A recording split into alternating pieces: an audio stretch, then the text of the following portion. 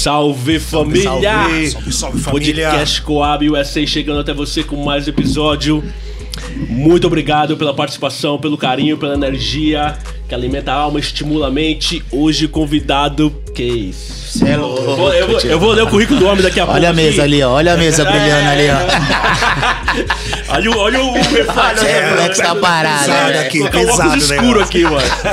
Mas antes de apresentar nosso convidado de hoje, alguns agradecimentos. Primeiro pra galera do Mind Hunters. Acompanhe os feras lá, mindhunters.prod no Instagram. Obrigado, Aldo, Sono, Luan, pelo carinho de sempre. Também, esse é novo, família. Tip Top, certo?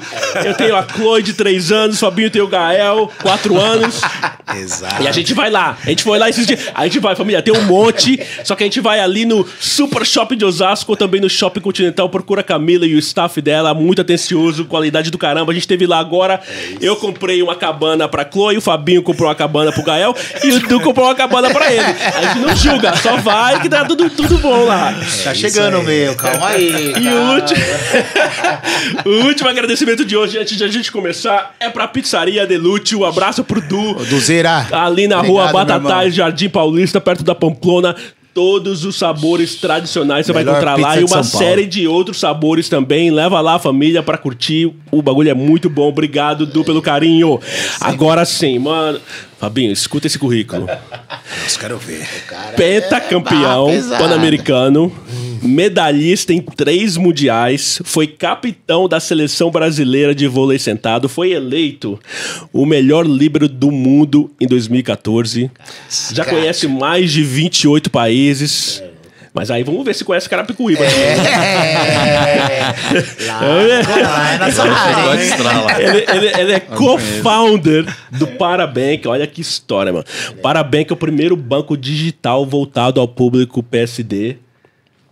Atleta, empreendedor, palestrante, pai de família. Tá aqui com a gente hoje. Família, pra quem Salva de conhece é ele palmas. mesmo, pra quem não conhece, eu apresento com muita honra, muito orgulho, o Renato Leite. Obrigado. Obrigado. É isso, Vindo ao podcast Coab USA. Você tá louco? Olha isso aqui. Olha isso aí, papai. A gente ia dar uma caneca pra ele e trouxe uma medalha. Então, obrigado, bem-vindo ao nosso podcast. Obrigado por ter aceitado o nosso convite. Tá muito, muito gratificante ter você assim. A gente tava falando em off, assim, uma das coisas que, pra mim, pro Du, pro Fabinho também, eu acho que é mais gratificante ainda de ter uma plataforma como essa, é poder trazer histórias e pessoas que nos inspiram. E quanto mais a gente foi se aprofundando na sua história, pô, a gente tem que contar essa história. Então, assim, a gente queria, mais uma vez, te agradecer por estar aqui com a gente hoje. Eu que agradeço a honra e o convite aí, e de estar aqui falando, né, relatando um pouquinho da minha trajetória esportiva, da minha trajetória empreendedora, e quero parabenizar aqui ao podcast, ao Coab USA. Parabéns por vocês estarem levando boas histórias, boas notícias. Espero que esse podcast possa inspirar aí muito os nossos ouvintes, os nossos telespectadores. E vai. Sua presença realmente engrandece muito esse projeto, né? Vamos falar um negócio aqui, do gosta de falar do começo, caramba. E eu tava vendo uns vídeos seus.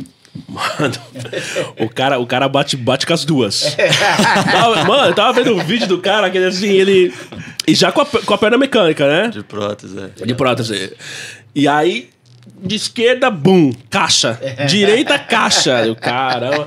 Você começou assim com o sonho de jogar futebol, né? Foi esse o começo? Eu sou da década de 80, eu sou 82. 82? Novinho. 82. Aí. A gente tá próximo aí. Daqui pra cá é um pouco mais antigo, entendeu? Vai ser de Diadema, né? Diadema. Ali Jardim Miriam, Diadema, né? Vila Clara, precisamente, ali Zona Sul de São Paulo, mas morei também em Diadema. Hoje eu sou morador de São Bernardo. Mas ali é a região onde eu nasci, realmente, na periferia da Zona Sul de São Paulo. E sou um garoto, o sonho de toda criança que nasce no Brasil hoje, inclusive nos 2 naipes, né? O futebol feminino cresceu muito e está crescendo, graças a Deus, cada dia que passa. Então, todo o sonho de uma criança que nasce no nosso país, sendo um país do futebol, é se tornar um jogador de futebol. E esse era o meu grande sonho. E a gente que veio da periferia, o primeiro brinquedo que a gente ganhou foi uma bola, né? Exato. Então era isso, eu sempre tive isso dentro de mim.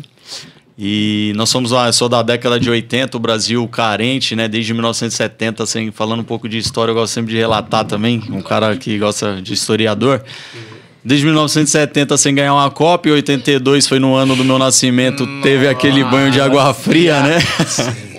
Futebol que não ganhou. Nossa, absurdo. Exato, absurda a seleção, né? Eu vi depois nos vídeos, mas e aí eu falo com meu pai até hoje. Meu pai falou, pô, foi a melhor seleção realmente que assim, uma das melhores, que encantava, né? Tinha vários caras ali que infelizmente não conseguiu ser campeão mundial.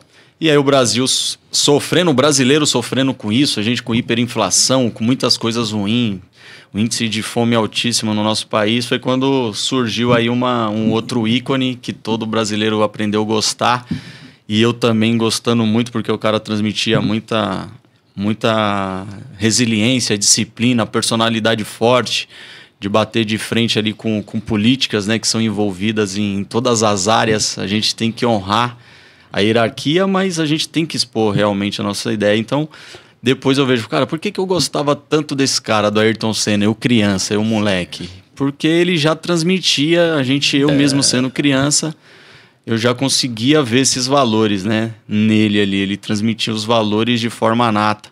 Então foi onde todo brasileiro se apoiou dessas décadas sem ter um bom resultado no futebol, o Brasil passando por várias crises, aparece um cara e eleva o nome do Brasil, o cara tinha orgulho de ser brasileiro, e me dava muito orgulho, porque todo domingo a gente parava para assistir o Ayrton Senna, né? E meu pai sempre me ensinou isso, pra gente ter orgulho do nosso país. E eu sempre falo, eu também viajo, eu falo muito do Brasil. Eu falo que o Brasil é um dos melhores lugares do mundo para se viver, cara. A gente tem as melhores terras, né? Comida muito barata. Precisa evoluir muito em relação à segurança, educação. Mas aqui é um país muito bom e a gente precisa ter orgulho disso. Exato. E aí foi isso, eu sempre me espelhei nesse cara, porque aos domingos, quando ele ganhava a corrida, eu e meu pai, a gente colocava a mão no peito, meu irmão menor, né, 2 anos mais novo que eu, a gente colocava a mão no peito, cantava o hino nacional, e isso me inspirava. Eu falava pro meu pai, um dia eu quero ouvir o hino assim também, eu quero representar o Brasil. Olha aqui, ó. Que isso. Mas eu vou contar um parênteses rapidinho aqui, falando do Senna. Eu fiquei mais de 25 anos fora do país, né? Então, assim, teve uma época que logo quando saiu o documentário do Senna, mano, eu lembro como se fosse hoje, eu fui assistir no cinema o documentário, e eu sempre tive essa história também, assim, minha família é muito parecida, a gente acordava, eu, meu pai e meu irmão, de manhã no domingo para assistir o Senna.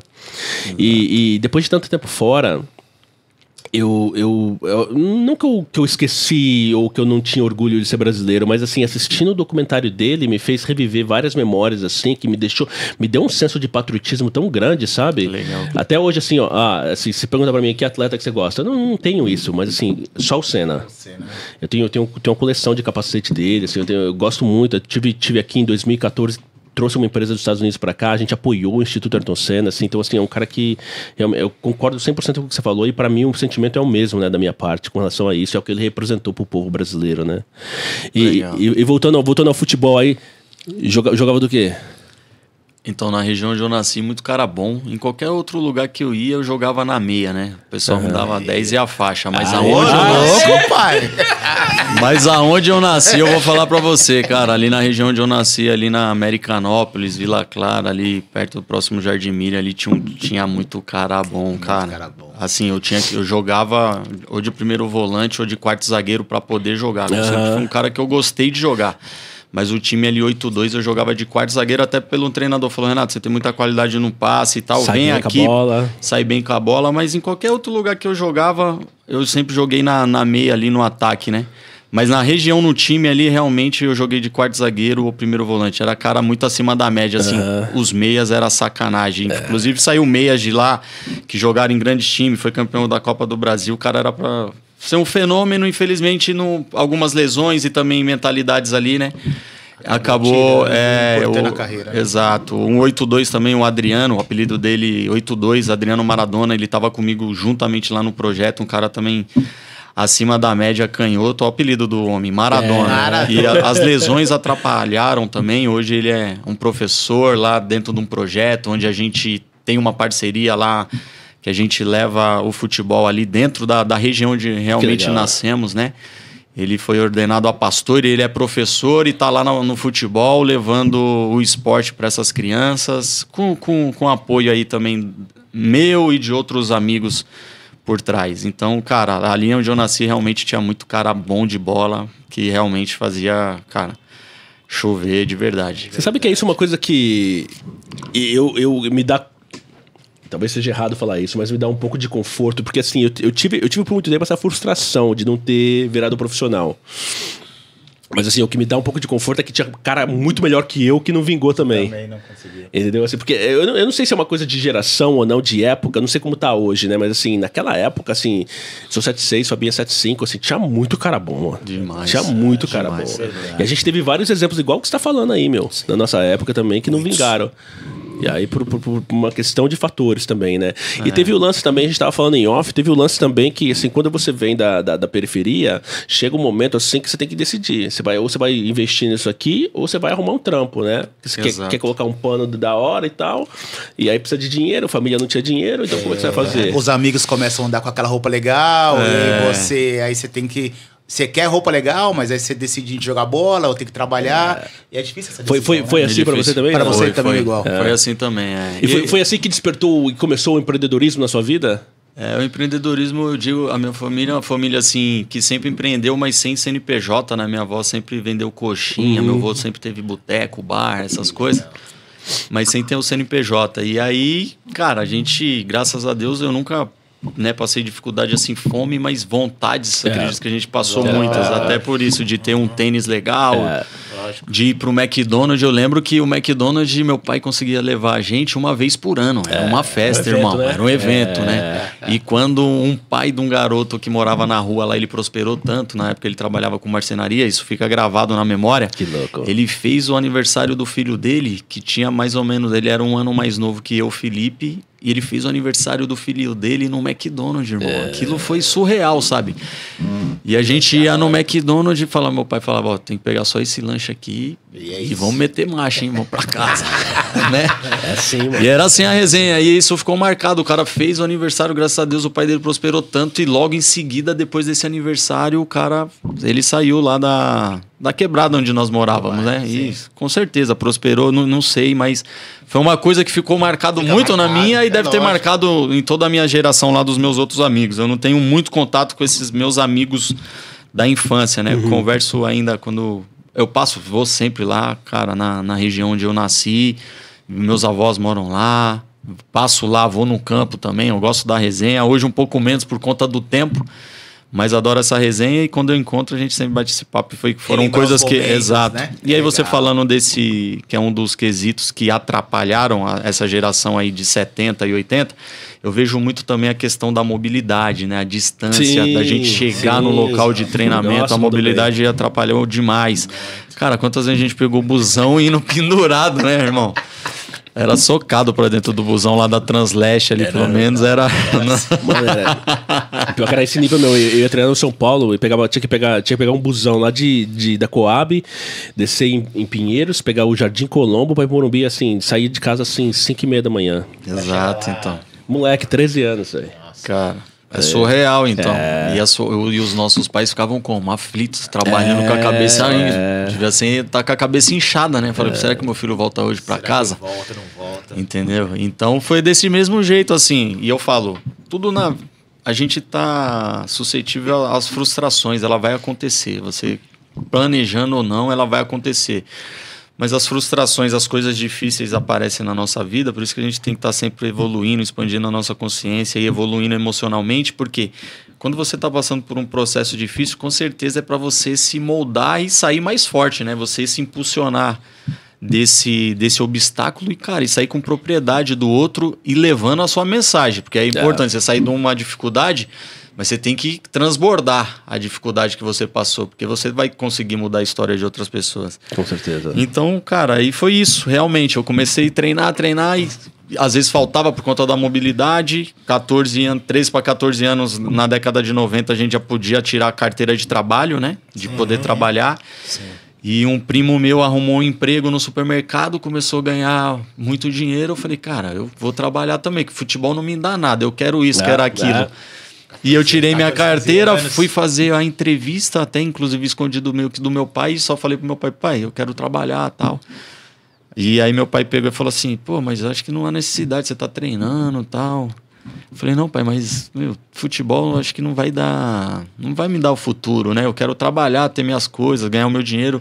Mas aí meu pai falou, só não para de estudar, porque o estudo ninguém nunca vai conseguir tirar de você e é muito importante pra vida, tal. Eu falei, não, paizão, não vou parar de estudar não. Inclusive é pra eu trabalhar à noite, é à tarde, das 4 às 10 no supermercado. Inclusive eu já fiz até a entrevista, se eu só preciso ir lá assinar, tal, porque eu sou de menor. E aí foi assim que eu iniciei no supermercado como empacotador, né? No supermercado na época. E foi bem numa época assim, vou trazendo novamente macroeconomia. O presidente Fernando Henrique Cardoso entrou na mudança da moeda ali do plano Cruzeiro para o Real. O Brasil saiu de uma hiperinflação, inflação regulada. O real valendo mais do que o dólar, né? 85 centavos de real era $1. Hoje a cotação do dólar está 5,75. Então, cara, em 20 anos aí, vamos se dizer, um déficit da nossa moeda já gigante. Sim. Mas, cara, eu comecei a trabalhar ali, eu tenho na minha carteira de trabalho hoje, posso até mostrar, tem a digital aqui, o primeiro emprego ali, registrado em 1996, com R$97 era o salário mínimo, e eu fazia R$250 por semana, cara. Então, uma criança, eu ganhava muito dinheiro, irmão, e eu sempre fui movido de atender bem a pessoa, de sorrir e, cara, transbordar assim, né? Porque é esse espírito empreendedor. Depois eu estudando um pouco mais, eu falo, todos nós precisamos ter esse espírito empreendedor. Não importa se você trabalha como CLT, mas você tem que ter o espírito de empreender na sua CLT, no CNPJ do seu patrão, do seu chefe ali, cara.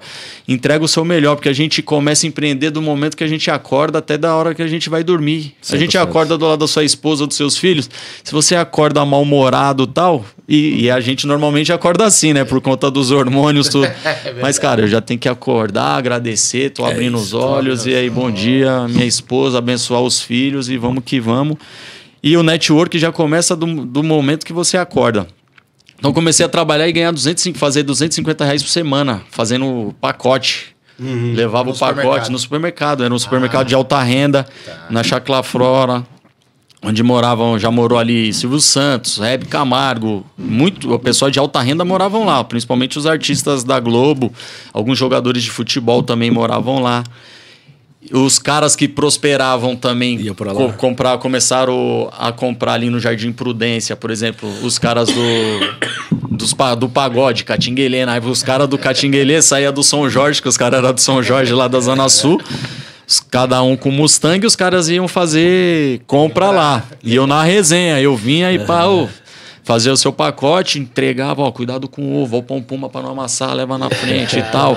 Aí vinha só a caixinha 5, 2, 10. E aí quando vinha a caixinha gorda, eu falava, não esquece de me procurar não, meu nome é Renato, todo mundo me conhece como Renatinho, das 4 às 10 eu tô aí. Criando portfólio ali. Então, cara, já tinha cliente que eu fazia a compra, o cara... Eu fazia a compra dele empurrando o carrinho. O cara chegava, entendeu? E foi uma época que muita gente prosperou lá. Não só nós que fazíamos o pacote. Sim. As pessoas trabalhavam 40 horas semanais, saíam do trabalho lá, um açougueiro, o balconista de padaria, o cara da rotisseria, o cara saía do emprego dele, trabalhava lá na jornada e ia lá pra frente empreender. Eu falo que hoje eu vejo que o cara ia empreender. O cara comprava carro, comprava casa. E eu comecei a prosperar muito. Imagina uma criança de 14 anos de idade ganhando 12 pau por mês, se a gente trazer para número de hoje, entendeu? Era mais ou menos isso. Comecei a ajudar muito em casa. Meu pai até achou estranho. Falou, poxa, mas o que tá acontecendo? Esse dinheiro aí, tem alguma coisa errada. Foi muito legal. Uma época assim que eu tive um amadurecimento e foi muito bacana. Mas chega aí, mas o que você falou um bagulho pra mim, que pra mim é mindset, né? Assim, porque tem muita gente que vem das mesmas circunstâncias, só que não Eu acho que amanhece derrotado. Você falou um negócio que eu gosto muito, que é gratidão, né? Você acordar e você poder... Eu, por exemplo, na minha casa, assim, eu gosto de colecionar arte, né? Então tem tudo separado de um jeito que eu acordo e onde eu passo tem ali uma coisa que me remete uma memória boa, que já muda também o meu estado de ser ali, que eu trago mais positividade, mais energia boa pro meu dia, para começar meu dia. Legal. Quando você faz isso de poder querer fazer o bem, de querer poder ajudar, de querer dar uma experiência boa... é um mindset que a pergunta que eu quero chegar a fazer para você é o seguinte: como que você conseguiu ter esse mindset tão jovem assim? Teve algum espelho por volta? Porque tem muita gente, vou te dar um exemplo aqui. A gente vai numa padaria, não vou falar o nome, né? Mas bem que eu posso falar o nome pra meu advogado, pode vir pra cima. Assim, mano, tem uma mina que atende a gente, velho, todo dia. Essa mina tá mal-humorada. Todo dia. A gente já foi lá várias vezes, todo dia tá mal-humorada, velho. Então, quer dizer, assim... E assim, eu não questiono o motivo, mas assim, principalmente quando você tá tentando sobreviver, é difícil você sonhar. Então, pra você... virar a chave e falar assim, não, mano, eu vou fazer o meu ali, vou empreender, vou tratar bem, e aí você tem retorno, né? Mas assim, como que surgiu essa ideia de querer fazer isso, né? Eu vou aproveitar um gancho, porque você já, pelo que você fala, pelas histórias que a gente já ouviu, né, de você, você traz muito a família, você cita muito seu pai, sua mãe, cita sua família no geral. Isso também foi um contribuidor para que você tivesse essa coisa natural de você? Sim, com certeza, isso eu não tenho dúvida, né? Eu sou um cara privilegiado, eu me considero com muito privilégio de ter um baita mentor, um cara que realmente me auxiliou e me ensinou os valores, que foi meu pai, entendeu? Então, o meu pai, o meu avô, né, também o meu finado avô, o pai do meu pai eu não acabei conhecendo, mas ele ensinou muitos valores, assim, o meu pai tem uma família de 12 irmãos, a minha mãe com 6. Então, o meu pai me ensinou muito. Eu só falo que eu sou um privilegiado, mas por isso eu sei também que tem muita gente que, cara, que não teve a oportunidade de ter o pai, de ter uma família estruturada, de ter uma referência. E aí, por isso que é importante o nosso papel também da gente poder transbordar, ser uma fonte realmente, entendeu? Exato. Porque o cara, às vezes, ele não teve um espelho, não teve um ensinamento que moldou ele desde garoto, né, para ter esse mindset, como você citou aqui, e a gente tem condição, através de um transbordo, de uma palavra boa ali para essa pessoa, de mudar esse cenário e mudar o mindset, pelo menos das pessoas onde a gente tem a convivência, né? É verdade. Deixa eu falar uma coisa, tá ali, você falou que pegou o dinheiro, ajudava a família, porque eu lembro de uma parada aqui, eu quero ver se você lembra a sua. Começou a entrar uma graninha. O que foi a primeira parada que você era doido pra comprar e agora você comprou? Agora eu vou pegar e vou realizar o meu sonho e tal. Eu fui no shopping, eu só andava, eu sempre gostei de andar muito bem vestido, né? Eu sempre gostei, assim, meu pai sempre me ensinou isso também, mas na medida, e foi a primeira coisa quando eu peguei uma grana de comprar um tênis que era meu sonho. Na época foi um Fila, de comprar um Fila na época, jogadores de basquete, cara. E aí eu lembro, e cara, aí comecei a andar realmente assim nos panos, que eu não tinha com que gastar, mas eu ia muito, amadurecimento muito grande, né? Então ia já em algumas festas, mas meu pai sempre me podando, e meu pai era um cara que sempre me acompanhava, então ele já era um cara diferenciado, muitas pessoas iam para as festas sozinho, mas eu como um homem e meu pai já vendo esse amadurecimento. Só que ele fazia questão juntamente com a minha mãe, não, acompanha o Renato, porque tem que acompanhar, e a gente realmente, né, cara, eu quero levar esses ensinamentos e acompanhar de perto os meus filhos, porque a gente é a média das pessoas que a gente convive. Com certeza. E realmente, às vezes você vai estar num local que tem um cara que cara, o cara é bom de resenha, é aquilo, mas só que às vezes ele faz muita coisa que pode te influenciar e te prejudicar para um lado negativo, né? Então meu pai, nessa época, ele me levava, me buscava de madrugada, entendeu? Falou, pai, a gente prosperou, na época eu ganhei dinheiro, e até falei, pai, na época eu tinha um BCP na época, com 15 anos de idade, BCP. Eu tinha um bip, e meu pai com um telefone, sabe? Sim. Então, porque eu tive condição, graças a Deus, com o meu próprio recurso de financiar isso, né? Então facilitava também a comunicação. Então ele ia me buscar, cara, várias vezes, meu pai acordava de madrugada, ia me buscar lá meia-noite, 1h da manhã, em determinada festa. Era sempre festa, assim, uma matinê ou a festa de algum amigo, né? Que tava rolando na casa.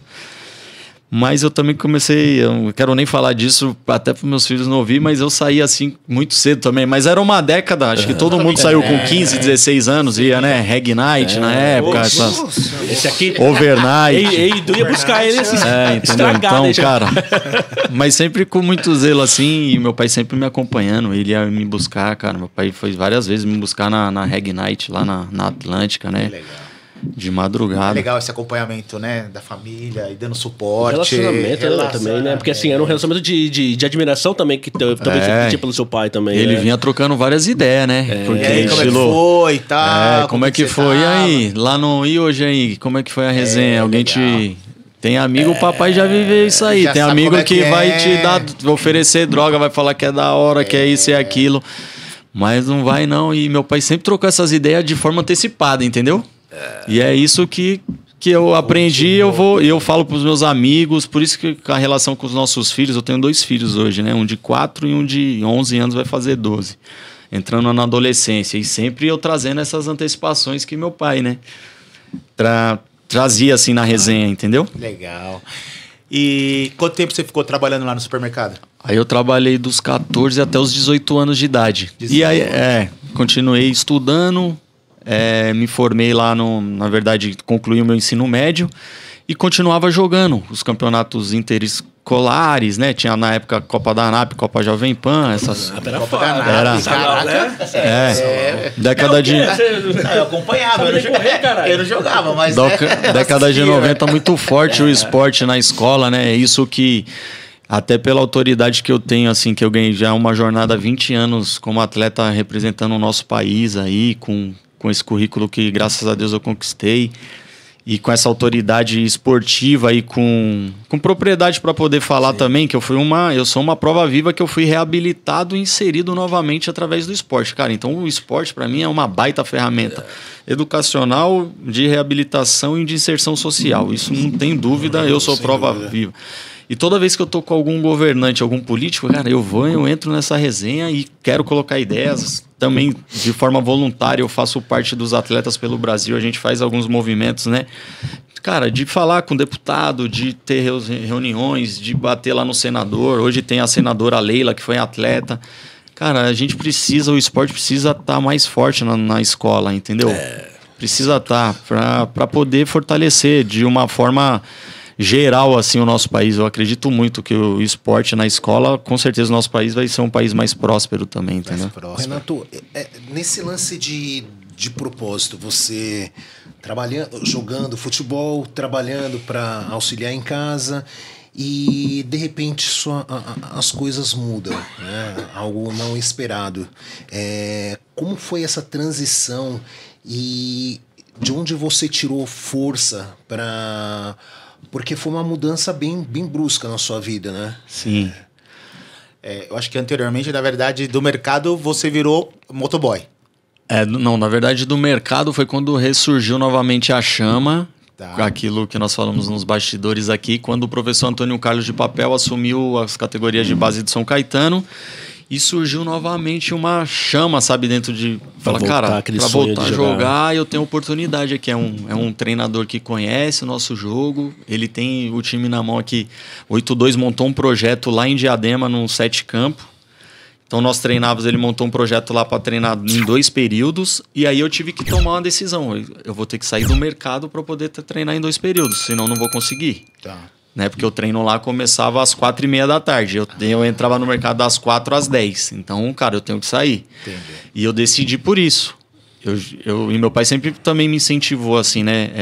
Essa educação financeira. Tudo que você ganhar, filho, é importante você guardar pelo menos 10% do que você ganhar, né? Isso aqui é um ensinamento milenar. Mas poucas pessoas sabem. E graças a Deus eu sou privilegiado por isso. E é difícil. E eu sempre guardei dinheiro na poupança. Hoje não guardo mais, falo para todo mundo, não deixa dinheiro na poupança, né? E aí eu tive essa reserva e tomei essa decisão. Pedi para sair do supermercado. Eles me mandaram embora e comecei a treinar em 2001. A gente treinar em 2 períodos nesse projeto. E novamente Aí foi quando eu comecei a ver. Olhava para minha conta e via o meu dinheiro acabando. E eu tava mais focado. Eu comecei a namorar, né? Comecei a namorar nessa época. Logo ali que depois que eu ingressei no treino, comecei a namorar, que hoje é minha esposa. Ela é uma peça fundamental para que eu vi. Tudo que eu vivi hoje também, ela é uma peça fundamental, assim, pela minha resiliência também. Ela me fortaleceu demais emocionalmente. Suporte, né? Então eu resolvi fazer isso. Eu olhava para minha conta acabando o dinheiro, treinando em 2 períodos. Eu não tinha hábito de ler. Eu tinha acabado de terminar o meu ensino médio, 18 anos de idade. Ainda não estava pensando em fazer uma faculdade, até porque eu estava treinando em 2 períodos. O meu foco era ser jogador de futebol. Cara, gandaia nenhuma, assim, tava descansando, treinando 2 períodos, descansando, eu não tinha o hábito de ler, só que eu sou um cara muito dinâmico, eu gosto de produzir. Eu ficava das 11 da manhã, a gente começava o treino, era das 9 às 11, e das 4h30 até às 6 da tarde, mais ou menos. Então, das 11 até as 4h30 da tarde, eu ficava essa janela inteira, tempo ocioso ali. O tempo totalmente ocioso. Eu não expandia a minha consciência. Hoje eu falo, cara, eu tô com tempo ocioso, eu preciso expandir a minha consciência, preciso agregar conhecimento. Mas naquela época eu ficava assistindo Chaves, Power Ranger, almoçava e ficava ali fazendo, né, o que um garoto de 18 anos fazia, normal. Mas, cara, normal. E eu falei, eu preciso fazer algo. Cara, o que eu posso fazer para produzir, ganhar dinheiro, empreender, para que mas que não prejudique o meu sonho, para que ainda eu consiga ter foco nisso. E aí foi onde eu resolvi comprar uma. Eu fiz 18 anos de idade, eu tinha dinheiro, era o meu sonho. Todo sonho que eu tive, eu queria adquirir alguma coisa. Na época, o boné da Polo Ralph Lauren, que a gente ia muito em festa lá na onda. Todo mundo era moda, né, na época. Era sapato Samelo, boné da Polo Ralph Lauren, camiseta Polo Ralph Lauren. E aí eu sempre, cara, E aí, tirei 18 anos, fui lá, minha carta, carro e moto. Tinha ajudado também a comprar o carro em casa. Puta, legal. Falei, tenho carro, já tenho carta de moto. Eu tenho o dinheiro que eu tenho parado, eu tenho condição de comprar uma moto. Vou comprar uma moto e vou trabalhar aqui, vou trampar e empreender em cima de uma moto. Nessa década onde houve essa mudança, né? Que os office boys começaram a se tornar motoboy pela velocidade e mobilidade. E aí foi muito legal por isso, porque nessa janela eu levava a mobilidade já pro povo. E por isso que é legal você, cara, igual você acabou de mencionar lá, por que a balconista, a pessoa que trabalha, ela precisa achar o propósito dela. Exato. Cara, eu tô aqui, eu tô trabalhando, mas eu quero algo melhor. Mas aqui eu tenho que entregar o meu melhor. Cara, eu tô ofertando, eu tô servindo uma pessoa que tá vindo tomar um café da manhã, que vai iniciar o dia dela. Então, cara, eu sou a linha de frente. Bem, daqui pra lá ela vai influenciar outras pessoas. Cara, ela tem que tá ali falando, meu propósito é esse. O cara acabou de acordar, não teve tempo de tomar café em casa, ou ele adora vir tomar um café na padaria, que eu também adoro fazer isso com a minha família, né? Então eu tenho que tratar bem essa pessoa. E quando você acha propósito, você começa a mudar, ter um olhar diferente, né? Posso te contar uma história de propósito? Eu não sei se você já ouviu essa história ou não, mas é mais ou menos assim. 3 pedreiros, né, trabalhando em uma obra. Aí vão fazendo a mesma coisa, colocando um tijolo em cima do tijolo. Aí a pessoa vai e pergunta pro primeiro pedreiro: o que você está fazendo? Tô colocando um tijolo em cima do tijolo. Segundo pedreiro: o que você está fazendo? Tô colocando um tijolo em cima do tijolo e a gente vai construir um muro aqui. Terceiro pedreiro: o que você está fazendo? Tô colocando um tijolo em cima do tijolo, a gente vai construir um muro, vai cercar essa área, vai criar um programa para crianças carentes vir aqui depois da escola, poder ter aula de reforço, poder ter uma alimentação saudável. Então, isso é propósito. Isso vai além, né, do que você só está entregando. Enxergar, às vezes. Exato. É muito foda isso. Isso é legal, Isso é falta de conhecimento. Por isso que a gente precisa ser essa fonte, entendeu? Para a pessoa enxergar isso. Fala, cara, eu não enxergava. Eu só enxergava que eu vim aqui, eu tenho que ficar servindo café pro fulano que tá chegando aqui. O Cleito tá chegando aqui agora, Não, mas o Cleito tá chegando aqui agora, eu vou servir um café, o melhor café pro Cleito, porque eu tenho certeza que o Cleito vai sair daqui, ele vai influenciar pessoas com boas notícias, vai fechar um bom negócio, e quem sabe o Cleito pode me dar a oportunidade de eu servir um café na empresa dele ou se tornar um agente ali na empresa dele, entendeu? Então é enxergar, é ter a visão além do alcance realmente. E aí eu comecei nessas idas e vindas, treinava e trabalhava, trampava na moto. Cara, e aí o imponderável ali aconteceu, né? De eu ter esse acidente, onde realmente tudo mudou para que eu realizasse o meu sonho, aceitar, sair forte e ser uma fonte. Aí eu acredito muito nisso depois, assim, de ser uma fonte inspiradora. Mas não foi fácil. No dia do acidente, o que eu queria e a fé também. Eu falo muito assim que um dos meus pilares é a fé, a resiliência, a gratidão e a disciplina, né? Então a fé, a gente, cara, é ter essa visão, é acreditar sem duvidar, é ter esperança em tudo. Eu não sou religioso, eu sou um cara espiritual. Eu gosto, cara, eu sou um cara cristão e acredito muito no mundo espiritual, né? Espiritual assim, de verdade. Então a fé é a gente acreditar sem duvidar e para quem não gosta dessa palavra fé, mas tem a expectativa do sucesso, então. Sim. E é isso, é sempre. Isso sempre o meu pai me ensinou, cara, não importa o que a gente tá passando, mas vamos tentar sempre ter essa expectativa do sucesso, mas a fé, filho, a fé é o que move montanhas, a fé é o que vai te mudar de nível, entendeu? Então eu sempre fui incubado muito isso, esse mindset. Então eu sou privilegiado também por isso. E aí quando eu sofri o acidente, eu ainda caí acordado ali, falei pro pessoal, chama um resgate rápido, tal, muito grave, né? Minha perna fratura exposta, fui rapidamente encaminhado pro hospital. E de lá o meu pai chegou, o primeiro cara que chegou no hospital foi meu pai, também, né? Aí eu falei, paizão, só não deixa, faz de tudo, não deixa amputar minha perna, porque eu não tinha, e meu pai também não tinha o que falar pra mim. E meu pai, não, filho, vamos ter fé, eles vão reconstruir sua perna, porque eu não tinha visto ninguém amputado ainda. A única modelagem que eu já tinha visto, que era o senhor José, que morava lá na região onde eu nasci, ele foi amputado por diabetes, mas a única modelagem era o quê? O cara andava numa cadeira de roda e ficava num bar, ele já era um senhor, ficava no bar o dia todo. E eu falava, irmão, se eu perder a perna, eu vou perder o meu principal instrumento do meu sonho, que é jogar futebol. Eu nunca mais vou jogar futebol. E, cara, será que isso é o meu fim, mano? Ficar num bar? E assim, dentro da família do meu pai, eu te dei uma palestra na Erickson essa semana, né? O meu tio Cássio Leite, ele furou a bolha, é o cara da década de 60, PCD, ele é deficiente, ele é um sequelado de poliomielite, né? Então ele teve poliomielite lá com 2 anos de idade, uma família de 12 irmãos, ele é o único cara com formação acadêmica, hoje ele é um dos heads da Erickson, uma empresa centenária que, cara, trabalha muito ali com diversidade. Eu tive a oportunidade lá de palestrar lá para mais de 180 pessoas essa semana, e aí foi muito legal também. E um cara que sempre inspirou, e eu falei isso pra ele, eu sempre falo, né? Eu falo, tio, você, cara, foi uma inspiração. Só que no momento do meu acidente, ele não me modelou, porque ele tinha as 2 pernas, o sequelado de pólio, a sequela dele de pólio, ele deambula com muleta, né? Na época que eu vi muito ele, eu criança via ele, meu pai me falou, ele teve uma deficiência, filho, mas ele é um cara muito esforçado. Só que não era um cara que não tinha perna. Sim. Porque se eu falar, não, então vou ficar deficiente. Por isso que eu falei, não, se eu ficar deficiente, talvez com a minha perna eu vou ficar, modelei meu tio ali, né? E aí, cara, eu falei isso pro meu pai. E graças a Deus eu não perdi a perna no dia do acidente, entendeu? Eu fui tendo o processo assim. E aí foi de buscar conhecimento, de verificar o processo de chegar um cara e transbordar informação na minha vida. Por isso que é muito importante. A gente precisa realmente transbordar o nosso conhecimento, transbordar coisas boas, porque, cara, num simples bom dia ou num sorriso, você pode mudar exato, o dia ou a vida dessa pessoa do rumo.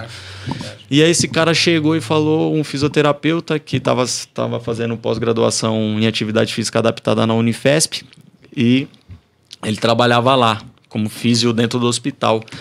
E aí ele falou assim, Renato, cara, se você perder a perna, fica tranquilo, você tem um perfil de esportista. Eu falei, meu, que esse cara, ó, assiste esse vídeo aqui, cara, existe um movimento paralímpico, é muito legal.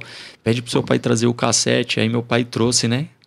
No outro dia, assim, meu pai com a minha namorada, minha esposa na época, era minha namorada, levou o videocassete, a gente assistiu lá no hospital. Cara, era um videocassete, uma fita cassete das Paralimpíadas de 1996, de Atlanta.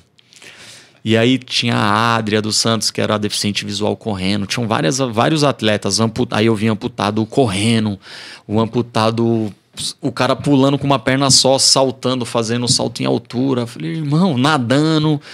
Aí ali me mudou já o meu pensamento, entendeu? E aí eu consegui, cara, com fé, se eu perder a perna, o mundo não acabou não vou ficar num bar não, eu tenho uma possibilidade que abriu uma os horizontes, exato, abriu uma porta gigante, né, que eu tava ali, cara, no foco da minha reabilitação, de sair do hospital com uma perna e deambular com ela. E quando eu vi isso, cara, aí foi uma porta gigante, por isso a gente tem que estar atento nas informações e o que aparece. E aí foi aonde eu comecei a falar pro meu pai, tudo que tem em revista relacionado à reabilitação, a esporte paralímpico, que não tinha esporte paralímpico na época, não tinha. Muito fraco, né, a divulgação. Mas relacionado à reabilitação, tinha algumas coisas. Alguns artigos científicos, algumas coisas relacionadas a isso. O meu pai comprava a revista, cara, e aí comecei a ler, estudar e comecei a questionar os médicos, né? E aí foi eu que solicitei a minha amputação, cara, pra você ter ideia. Caramba. Mas sabe o que é louco? Isso tem um exemplo muito, muito forte de... Você falou resiliência, né? De resiliência. Assim, eu acho... Uma coisa que eu falo muito para as minhas equipes é o seguinte. Quando você... Eu como gestor...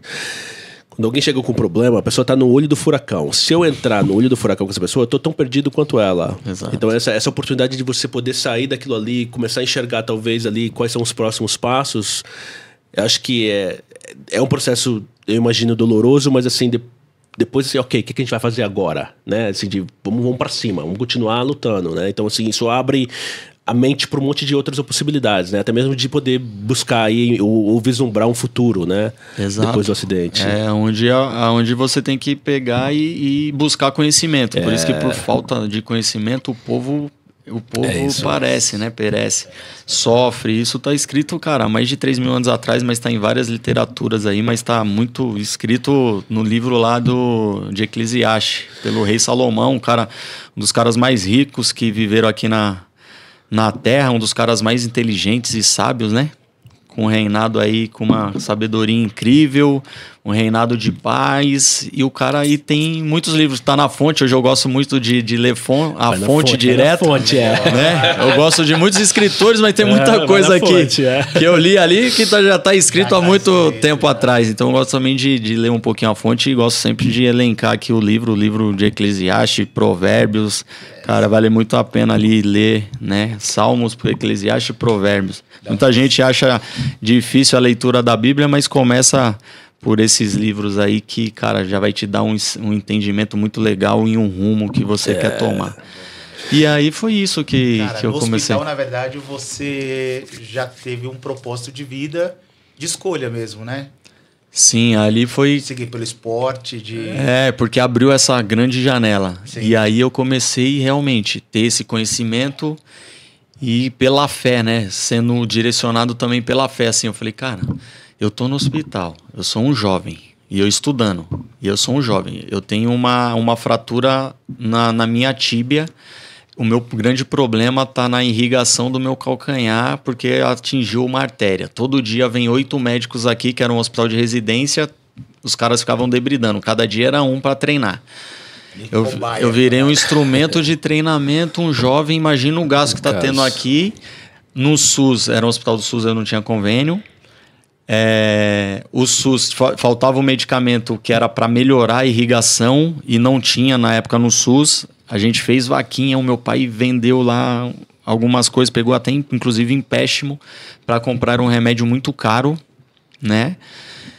E aí, com esse conhecimento, comecei a falar pro doutor, doutor André, que era o chefe da equipe. Doutor André, é o seguinte, cara, vocês não acham melhor amputar a minha perna já acima da minha fratura? Nossa, é uma maturidade emocional louca demais isso daí, velho.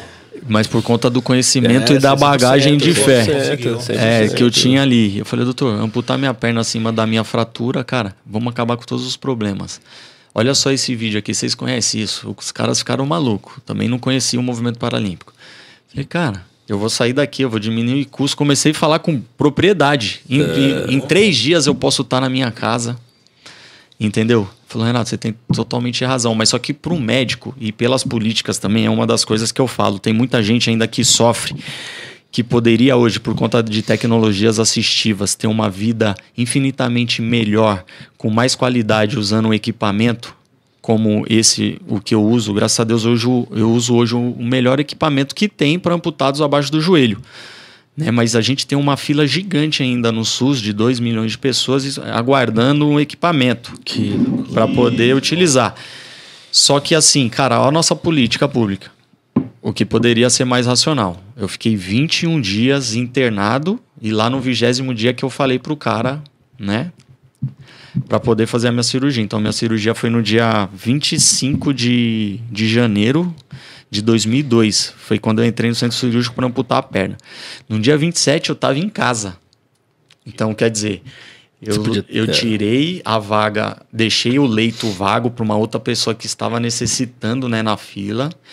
Os governantes diminuíram a saúde, diminuiu ali todo o custo que tem para um paciente como eu, com medicamento, com toda a infraestrutura, uma baita infraestrutura. A única coisa que faltou foi esse medicamento que eu não me recordo.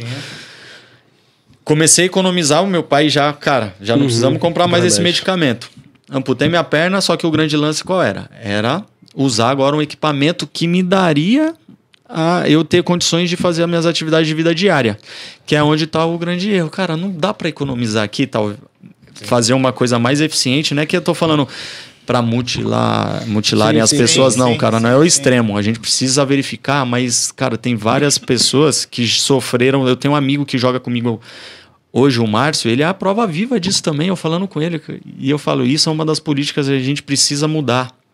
Ao invés de gastar, o cara passou 20 anos no SUS e ele com uma ferida minando com osteomielite. Cara, por que não mata esse mal na raiz? O cara tá com a osteomielite, o cara toma antibiótico durante 20 anos com acompanhamento, com cirurgias. Quanto gastou com esse cara no SUS? Se amputasse ele, falou, Renato, a melhor coisa, cara, fazia 20 anos que eu tomava remédio para dor de cabeça e sofrendo. Depois que eu amputei a minha perna, cara, minha vida mudou, eu não tomo mais remédio para dor. O cara hoje, e graças a Deus, ele tem condição, ele não depende, né, do SUS para comprar prótese. Ele comprou, ele é um atleta, ele trabalha, ele comprou uma baita prótese e consegue fazer as atividades de vida diária. Mas eu digo aqui, a gente precisa mudar esse cenário. Cara, se dá para fazer isso, vamos estagnar aqui a patologia ou a doença. Ao invés de eu gastar $500 mil, cara, conta de padaria, com esses 20 anos com esse meu colega, deve ter gastado mais de $1 milhão com ele, só de tratamento, medicamento e cirurgias. Cara, poderia ter estancado isso e falar, ó, a cada 3 anos você vai ganhar uma prótese que custa $10 mil, que é uma prótese boa acima do joelho, é isso. Para o cara ter uma atividade de vida diária boa, é mais ou menos, tá em torno disso, de R$50 mil. E o SUS dá isso pro cara, entendeu? Então é esse tipo de pensamento ainda que precisa ser mudado, na minha humilde opinião e na opinião de muita gente que... Renato, nesse aspecto, buscando a fonte, né? Você falando de preparação, você acha que existe uma má vontade na educação psicológica? Porque tudo é uma questão de preparação, porque aquela pessoa não tem formação, não tem informação psicológica o suficiente, porque tudo é uma questão também de mentalidade. Você acha que falta investimento público nesse sentido? Só um gancho também, uma curiosidade minha. Dentro desse processo seu, o Estado oferece algum acompanhamento psicológico? Cara, depois que eu amputei, eu tive que entrar numa fila de espera, onde eu entrava num processo de reabilitação, né? Só que era uma fila de espera, lembra que eu te falei? Hoje tem uma fila de praticamente 2 milhões de pessoas aguardando uma prótese, uma órtese para poder voltar. E aí é onde eu falo que as políticas, às vezes, peca por isso, porque aí o cara se escora num benefício, aí o cara entra numa zona de conforto. Eu fui aposentado, eu com 19 anos de idade, eu pedi para amputar minha perna, só que meu pensamento não era... Só que o mecanismo e também a aposentadoria ali na época, o cara não conhece, o médico chegou lá, hoje estão mudando, mas eu sentei e era assim, cara, você perdia o dedo, você era aposentado. A gente teve, né, tem várias histórias disso. Então eu fui aposentado na época, eu pedi baixa. Então eu fui buscar minha formação acadêmica, mas muita gente não conhece. A minha primeira formação acadêmica, eu sou graduado em Educação Física, sou pós-graduado em Atividade Física Adaptada, que eu fiz essa graduação também na pós-graduação na Unifesp e Comex. Depois que eu fui para o mercado financeiro, eu fiz Comex. um curso de extensão em Comex. Mas aí você senta com o médico, senta com a pessoa da reabilitação profissional também, que não tem conhecimento, né? Que ela vê, cara, uma amputada. Eu cheguei na reabilitação profissional da nossa Previdência, a pessoa lá em 2003 que eu falei que eu queria fazer educação física, a pessoa me chamou de maluco. Mano, Meu Deus. Entendeu? Esse pra mim é o maior problema, cara. Com base do que você tá falando aí, assim, são pessoas... É um sistema muito arcaico, mano. Se não fosse você ter essa resiliência, provavelmente você estaria lá no Estaria bar escorado. tomando lá. Isso psicológico, né? Sabe por que eu falo isso? Porque eu tenho meu compadre, Dá pra você ver que é velho, né? Ninguém fala mais compadre. Compadre. Meu compadre. Eu chamo de compadre. Ele tem a mesma história que você. Ele era goleiro, jogava no América de Minas Gerais, e aí veio passar as férias em São Paulo, tava no litoral de São Paulo, sofreu um acidente de moto. Aí teve que amputar a perna. E ele já tava tudo certo, com o contrato pronto para assinar. Para sair do América Mineiro e ir pro Santos. E aí ele vai e perde a perna. E aí teve que amputar e tal. E dentro dos comentários, né, que ele faz, em algum momento ele achou... Pô, era o sonho dele, perto de se realizar. E foi bem na época com um amigo dele, o Michel, que era lateral do Santos, foi pro Santos. Jogou na seleção. Ele falou assim, cara, vou tirar minha vida. E a revolta ao redor dele, os familiares e tal, todo mundo revoltado. Então, essa situação, se não tem um amparo público, psicológico, arrebenta com a família toda. E aí, enfim... Aí conseguiu sair dessa situação, no particular mesmo, conseguiu criar a estrutura psicológica, mental, e até hoje ele joga bola. Provavelmente você deve conhecer Alexandre, o pessoal chama ele de Coco, tem vários vídeos dele. Vamos falar então dessa... Continua, termina esse raciocínio. Eu vou mudar, eu quero falar de transformação. Essa questão é muito importante, tem que ter um amparo, porque assim, arrebenta não só com a pessoa que sofreu o acidente, enfim, essa fatalidade, mas as pessoas em volta. Não, com certeza. Agora, você estava vendo um vídeo, várias opções. Como é que você chegou aqui no vôlei?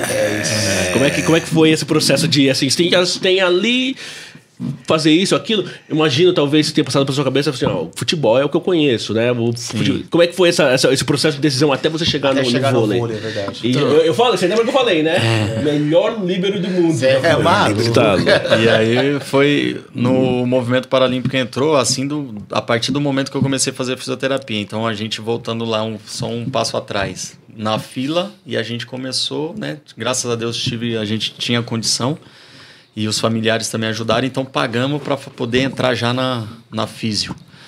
E aí quando eu entrei na físio, ali eu sempre muito bom de resenha, já falando, cara, eu tô aqui, mas... E aí comecei a fazer as amizades, as pessoas viram, né? Os treinadores, que já era uma fisioterapia que era voltada ao esporte, atividade física adaptada, tinha fisiatra, tinha psicólogo, mas assim, cara, eu graças a Deus eu não precisei passar por psicólogo, mas lá tinha esse ecossistema completo, né? A psicóloga vinha bater um papo, eu sempre falava e sempre contei essa história, porque o meu grande psicólogo é Deus e foi minha família, meus pais. Que bacana. E assim, esse processo que você falou do seu amigo, quem tá próximo a você que tá ganhando conhecimento, então as pessoas que estavam ganhando muito conhecimento comigo, que ficavam muito próximo, era o meu pai e a Amanda, que era a minha esposa, que estava mais próxima, e minha mãe também. Só que os familiares não tinham essa ciência, esse discernimento que eu estava tendo e essa visão de futuro que a gente estava tendo. Então, quando foi um baque, poxa, vai amputar a perna do Renato, todo mundo, meu Deus do céu, acabou com a vida do menino, e agora vai ficar no bar, virou inválido, todo mundo, um monte de pessoas assim. Mas é por falta do conhecimento. E aí estrutura realmente abala a família. Até os meus amigos que jogavam comigo na época, os caras tinham medo e fala, cara, como que eu vou visitar o Renato? O que eu vou falar pra esse cara, irmão?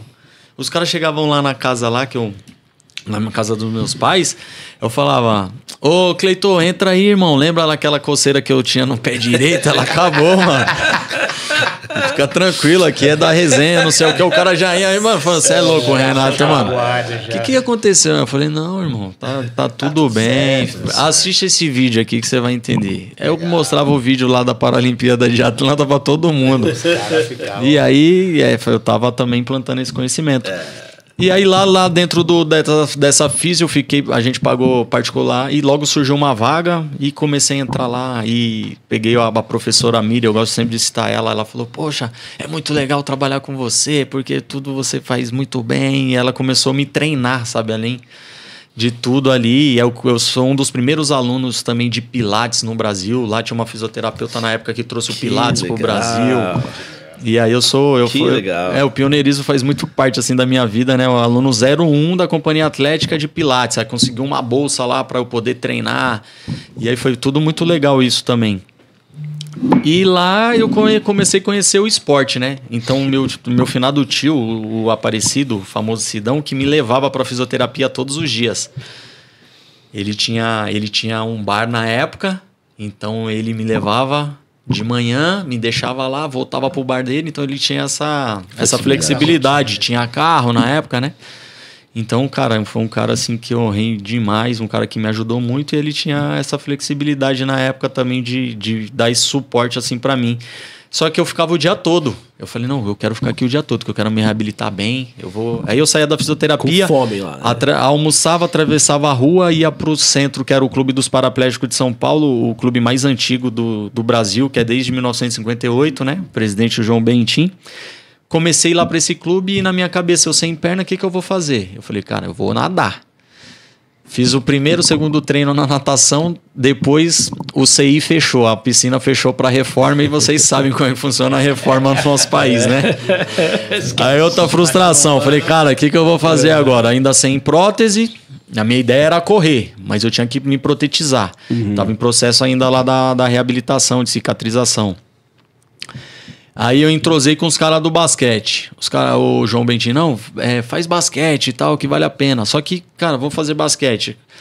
Só que não tem cadeira, Renato. O clube não tem cadeira, cada um tem que arcar com a sua. Quanto custa a cadeira? Custa 10 pau. Cara, a gente não tem dinheiro pra isso. O meu dinheiro é pra eu comprar prótese. Aí arrumamos uma cadeira lá que tava encostada, toda zoada. Meu tio ferramenteiro, né? Torneiro mecânico. Eu falei, não, vamos... Eu vou revitalizar essa cadeira aqui, levar para casa. Aí deixaram levar, meu tio deu um talento, arrumou a cadeira, comecei a jogar basquete com o povo. E aí eu ficava o dia todo nesse clube. Meu tio ia lá me buscar no período da tarde, por volta de umas 5. Chegava lá às 9 na físio e saía todos os dias às 5 da tarde. E comecei a vivenciar vários esportes. Aí eu teve uma oportunidade de também treinar tênis de mesa em cadeira de roda, né? Então eu treinava o basquete, depois eu já saía pro treino de tênis de mesa. E aí eu me entrosei ali com os caras, os lesados medulares. Aí os caras falaram, pô, vai ter uma competição, o time de basquete não vai para essa competição, é a Copa de Goiânia. Goiânia é uma cidade que sempre pensou muito no movimento paralímpico, né? E vai ter lá, e o tênis, a nossa equipe de tênis de mesa vai. Eu falei, cara, então eu vou treinar, deixei o basquete um pouco de lado, comecei a treinar o tênis de mesa. E aí o meu tio que levou, meu finado tio, pegou uma van na época, eu falei, cara, mas não tem motorista. Meu tio, não, eu vou levar vocês, pô, não sei o quê. Deixa aqui o meu bar aqui tomando conta, eu vou tomar conta, o povo tomar conta, eu levo vocês lá pra você vivenciar o negócio e tal, foi muito top. E aí pegou uma van na época, a van que era do próprio clube, né? Era uma H100. Aí foram 8 deficientes nessa H100, as cadeiras de roda tudo em cima e viajamos 1.000 quilômetros. E aí lá foi muito legal, eu joguei essa primeira competição paralímpica que eu joguei foi tênis de mesa em cadeira de roda e lá eu conheci outras pessoas, né? Essa resenha fácil, os caras me viram na cadeira de roda, 19 anos de idade. Falou, irmão, cadeira de roda jogando tênis, tem que vir pro futebol, o couro comeu. Eu falei, futebol? Mas eu não vejo onde tem futebol. Tem futebol no Paralímpico, os caras tem, mano, joga de muleta tal, vem ver o jogo. Aí acabou a minha competição, os jogos eram à noite. Aí os jogos de futebol. Aí eu fui Fui ver o jogo, o couro comendo de muleta. Eu falei, mas eu não vi futebol lá na fita, não. Eu tenho uma fita que eu vejo quase todo dia, mano. Aí os caras, não, mas não é paralímpico, mas é uma modalidade que vai se tornar tal. Eu falei, pô, vou jogar. Não, já tem espaço. Eu, naquela resenha que eu joguei, dei um chutinho, né? Os caras, não, vem jogar, meu. Vem aqui pro time. Aí eu joguei no time de Santos. Então, essa primeira competição, eu joguei tênis de mesa em cadeira de roda, que eu fui medalha de prata lá. Em Goiânia. Em Goiânia. E nós ficamos, eu joguei pro time de Santos o futebol de amputado, com muleta. Isso também em 2003, na mesma competição, né? E a gente ficou em 4º lugar. Aí lá eu gostei demais do futebol. Comecei também a treinar o futebol. Só que eu falei, cara... Aí eu coloquei minha prótese, gostei da resenha do futebol, só que eu já falei, só que o futebol não é paralímpico. Eu já enxergava, eu falei, não, eu quero se tornar um atleta paralímpico. Você tava de olho nisso aqui já. Eu tava de olho nisso, exato. Falei, cara, aí eu me protetizei, eu falei, irmão, futebol é pra brincar. Porque o futebol, ele não te leva numa ascensão, onde é o ápice do atleta, é chegar nos Jogos Olímpicos, Paralímpicos. Então, o futebol é para eu brincar na resenha, beleza, jogar um campeonato regional brasileiro eu vou jogar, mas não vai ser meu foco. Sim. E aí, quando eu me protetizei, eu falei, agora é meu foco. Treinando pilates, correndo, com uma prótese, cara. Aí no Brasil, corridas de 100, 200 metros, eu tinha poucos atletas também. Tinham 3 atletas na época. Cara, eu fui campeão aqui. Tava voando, atropelei todo mundo. Aí corridas de fundo tinham mais pessoas. Eu comecei a fazer corridas de fundo porque tinha uma empresa alemã, Autobock, que patrocinavam 2 caras que eu me modelei. Eu falei, cara... E eu com o meu tempo que eu tinha com a prótese que eu tinha condição na época, que era uma prótese muito inferior, eu não conseguia tempo para jogar, chegar nos jogos, ir para um Pan-Americano e ter índice. Eu precisava, só que era muito caro. E aí tinha 2 brothers, o Edson e o Alex, os caras eles corriam São Silvestre, corriam provas de rua, né? Maratona do Pão de Açúcar. E os caras eram patrocinados. Eu falei, vou colar nos caras, vou fazer a prova também. A Autobock vai ver um jovem correndo e quem sabe eu também tenho um patrocínio e vou me direcionar lá para corrida de velocidade. Aí eu corri meia maratona do Pão de Açúcar, corri a prova de Santo Reis em São Caetano, corri várias provas de ruas aqui que teve. Participei de eventos, inclusive, para Autobock, só que infelizmente outra frustração, cara. Aí a Autobock não me patrocinou e eu não tinha tempo para dar o próximo passo, entendeu? E eu falei, cara, mas eu vou continuar batalhando que uma hora essa porta vai se abrir. Os caras já ficando mais nego velho também, né? Esses meus 2 colegas, eu falei, uma hora a porta vai se abrir. Lógico. Né? Talvez, não é querendo, torcendo para que descarte um dos meus colegas, mas uma hora a oportunidade vai se abrir. E, cara... E quando você continua trabalhando, fazendo por merecer, as coisas vão acontecer realmente. E aí, novamente, na minha vida, abriu um portal gigantesco, né? A frustração ali, mas sempre com a expectativa do sucesso e na fé. De repente, o professor Ronaldo de Oliveira tinha visto no vídeo as Paralimpíadas, e ele também vivenciou as Paralimpíadas de Sydney, e viu o voleibol paralímpico, o voleibol sentado. Ele falou, cara, essa modalidade não tem no Brasil. O voleibol no Brasil é o segundo esporte mais praticado, é o segundo esporte mais vencedor. Por que não tem isso? É tão barato de praticar isso. O cara ele fundou o primeiro clube de voleibol sentado no Brasil e trouxe a modalidade para o Brasil. O professor Ronaldo de Oliveira, hoje ele é coordenador e gestor do movimento paralímpico como um todo no SESI, né? Ele é meu chefe, que eu sou atleta do SESI também, né? Legal. E aí ele trouxe e foi aonde abriu esse portal de oportunidade. Ele começou a visitar os clubes, falou, vai ter o primeiro torneio, vai ter o primeiro torneio, vai ser em Mogi das Cruzes. E aí ele falou com o presidente, chamou, e aí eu já enxerguei aquilo com uma baita oportunidade, né? Ele falou, aí o João Bentinho, vou ver aqui com os meninos, ver se monta um time, a gente vai. Eu falei, não, a gente vai, pô. Porque uma modalidade paralímpica, uma modalidade nova. E aí eu já fiz amizade com o Ronaldo. Ele já me conhecia de lá que ele tinha me visto jogar o basquete. Ele fala, Renato, cara, tudo que ele faz, ele foi no tênis de mesa, ele tem uma habilidade rápida. Treina, é um cara dedicado, e por isso que eu digo que a disciplina, né? Ela tem que fazer parte da nossa vida, que ela é a ponte que vai ligar as nossas realizações. Um treinador o Jim Rohn que fala isso. E eu carrego isso para minha vida. O que você quer, você precisa ser disciplinado. E a disciplina vai te levar a novos patamares. E aí ele falou, Renato, vai porque é uma grande oportunidade. Tudo isso na resenha. É um esporte paralímpico, modalidade nova. Eu tenho certeza que vai vir patrocínio muito rápido. Tudo que o cara declarou aconteceu. Aí eu falei com meus amigos, falei, cara, vamos montar um time. Aí eu fiz um catado, a gente foi com 8 caras, treinamos lá, a gente parava o treino de basquete, falei, vamos bater bola do jeito que vem. Eu sei dar manchete, toque, muito fraco na época, né? Eu muito fraco. E aí o próprio treinador de basquete que fez, a gente unificou lá, foram 8 atletas. A gente foi para esse primeiro torneio, eu joguei o primeiro torneio no Brasil de voleibol paralímpico. Esse torneio aconteceu no dia 1 e dia 2 de novembro de 2002. E a gente foi com o time, a gente foi vice-campeão, um time lá do Rio de Janeiro que foi campeão desse torneio. Tinham 4 equipes. E no ano seguinte foi fundada a confederação, na verdade a Associação Brasileira de Vôlei Paralímpico.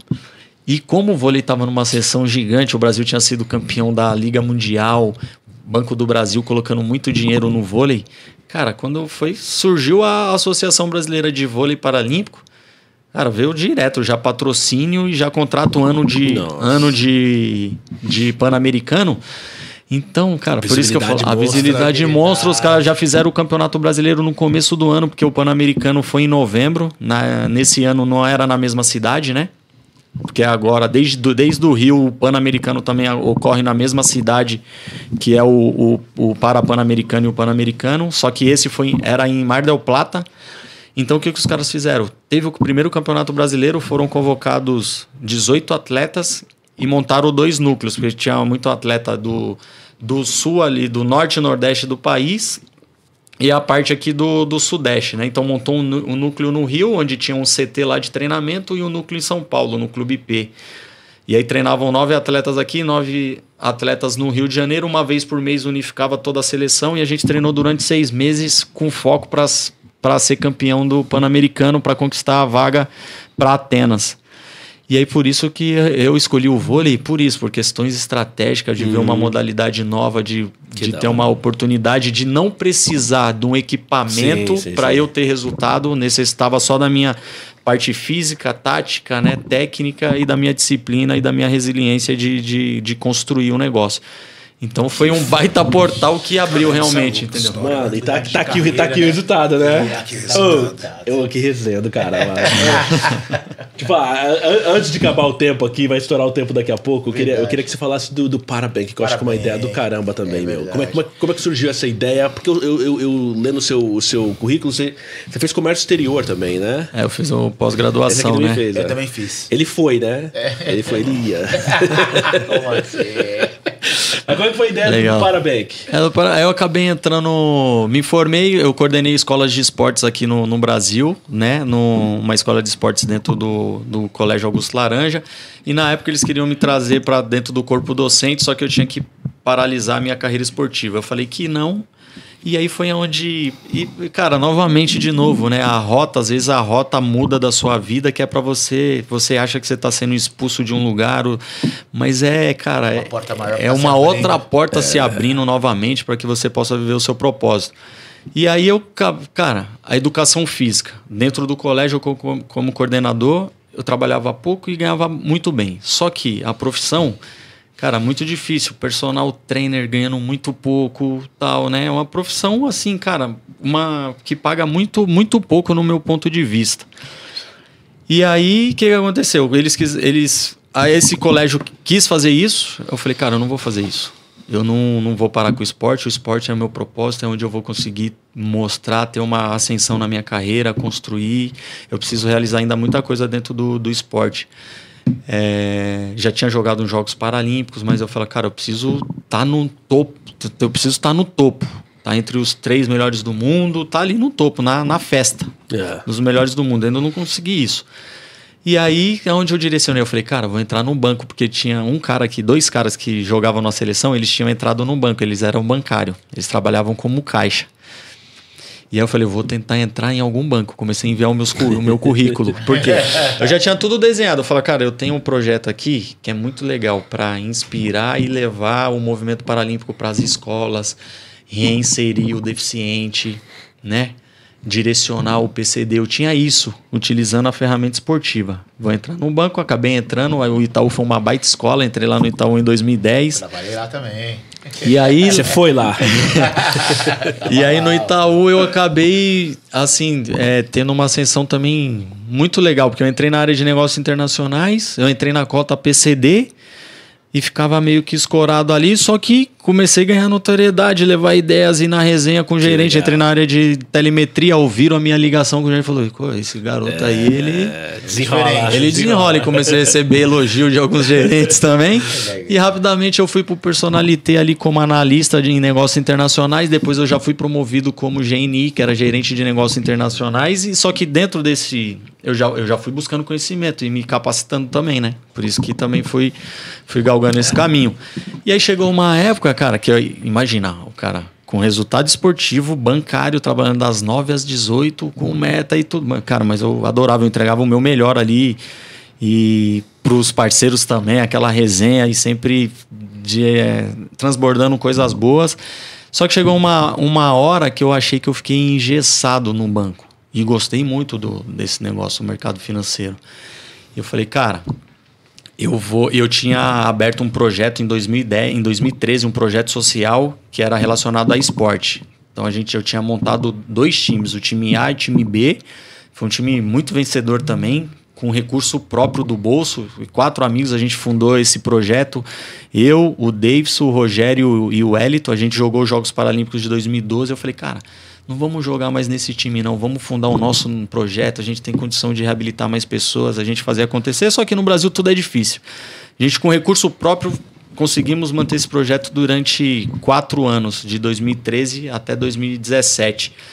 E aí lá, treinava de manhã, ia pro banco, saía do banco correndo, chegava lá correndo no treino, no Paineiras, toda aquela loucura.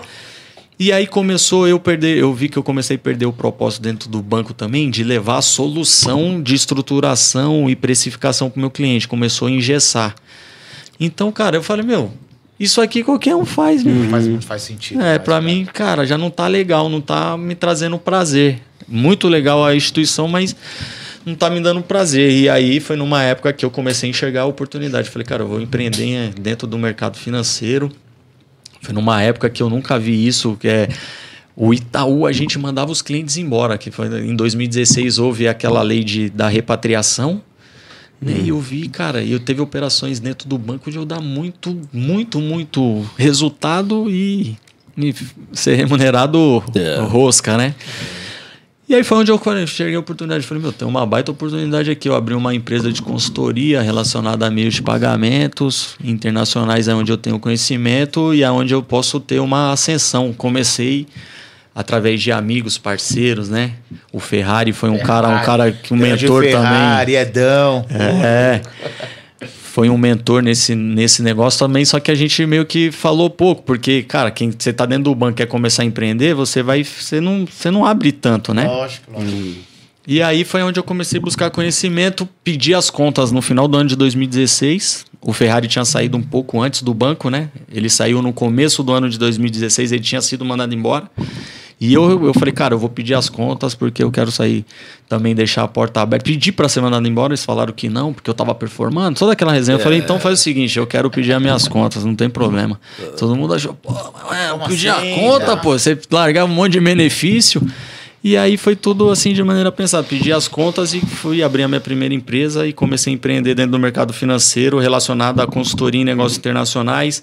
Comecei a atender várias clínicas, abrindo pontes de importação, né? Eu tenho muito contato na Flórida também, contador, advogados, e trazendo alguns produtos. O pé que eu uso hoje é um pé importado dos Estados Unidos, de ultrapassar essas fronteiras.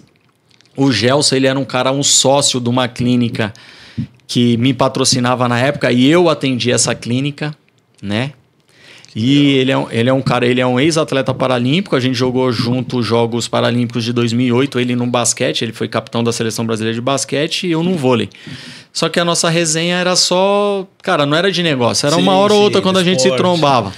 Só que aí ele viu também a minha qualidade relacionada ao mercado financeiro, um cara muito inteligente, o meu irmão, e já estava ali também vendo né? E a gente começou a se relacionar, começou a fazer negócio. Eu comecei a atender ele, falando das possibilidades internacionais e fazer esses meios de pagamentos também. A gente fechou alguns ativos juntos lá de comercialização de outros ativos, que ele é um cara que tem muita navegação também na área jurídica, muitos amigos juristas também.